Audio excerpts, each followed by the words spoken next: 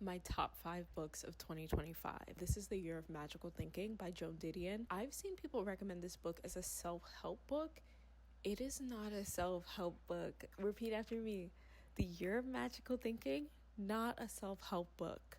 This book is basically the ramblings of a woman whose psyche is breaking down after the loss of her husband. I don't know why people recommend this as a self-help book, but if you're someone that's really into psychoanalysis, interest in human relationships and how they affect you psychologically, physiologically, emotionally, I would recommend this book.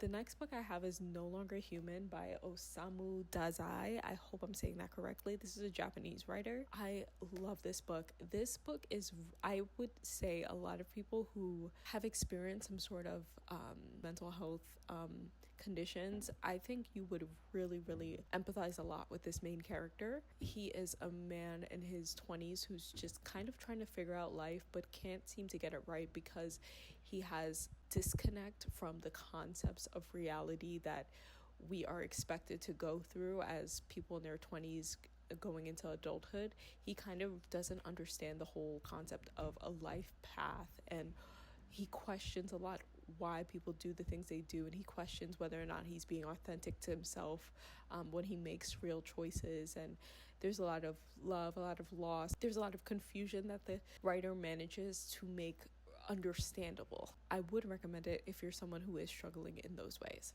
The next one, I hate that I'm recommending this book only because it's not a fun read at all.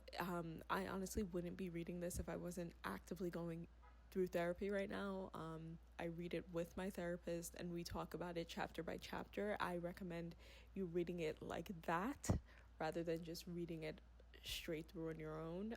I didn't even say the name of the book. The Body Keeps the Score. I recommend it if you're someone who thinks that you fully understand how trauma has affected you, because I was that person and I'm about 2/3 of the way through this book and I've learned so much about myself. But you really also have to be open and in that mindset of I want to know more and I want to dig deep into the hurt that is inside of me. So yeah, very heavy, but I'm someone that's into very heavy books. You can tell by this lineup. Next is another Joan Didion book.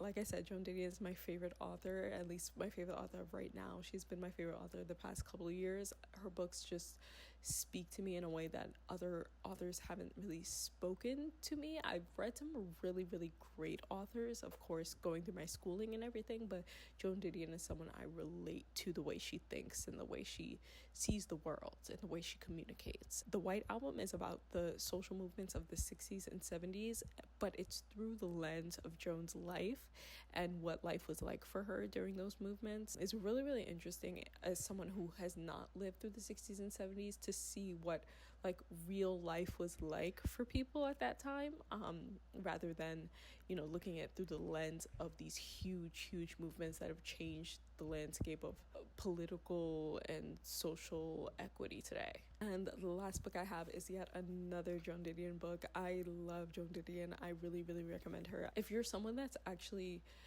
not fully sure what good writing is, I would recommend Joan Didion. I think she's like one of the easiest great writers to read. So this book, Blue Nights, is about Joan's loss of her daughter.